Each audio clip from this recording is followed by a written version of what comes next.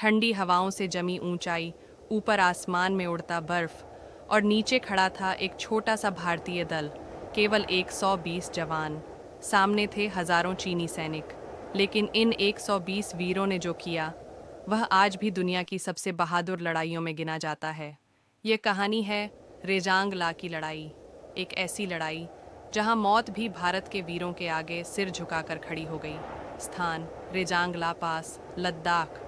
ऊंचाई 16,000 फीट, तापमान -30 degree Celsius से भी कम। यहाँ तैनात थी कुमाऊं रेजिमेंट की 13वीं बटालियन का चार्ली कंपनी, जिसे लीड कर रहे थे मेजर शैतान सिंह। 20 नवंबर 1962 की सुबह, घना अंधेरा, और तभी दूर से सुनाई दी भारी कदमों की आवाज़। चीनी सैनिक एक एक करके पहाड़ियों के पीछे से निकल रहे थे। उनकी संख्या इतनी थी कि बर्फीली घाटियों का रंग बदल गया, लेकिन हमारे जवान 120 की छोटी टुकड़ी डटी रही, बिना पीछे हटे, बिना डरे। सुबह 5 बजे पहला हमला हुआ। हजारों चीनी सैनिकों ने एक साथ गोलियां बरसाईं, लेकिन भारतीय फौज का जवाब सीधा, सटीक और घातक।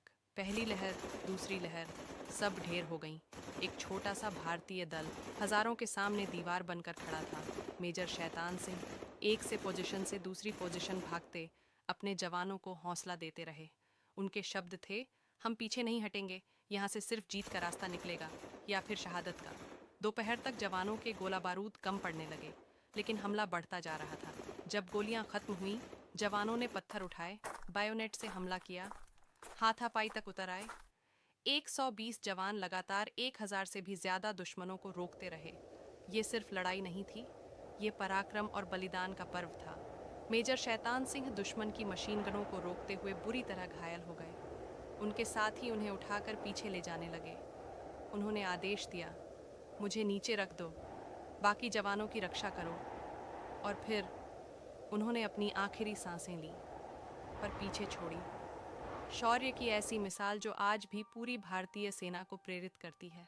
जब महीनों बाद बर्फ पिघली और सैनिकों के शव मिले, तो सब एक ही दिशा में बैठे मिले, हथियार पकड़े हुए, युद्ध मुद्रा में, जैसे आखिरी सांस तक लड़ते रहे हों। 120 में से 114 जवान शहीद हुए, लेकिन उन्होंने चीनी सेना के 1300 से ज़्यादा सैनिक मार गिराए।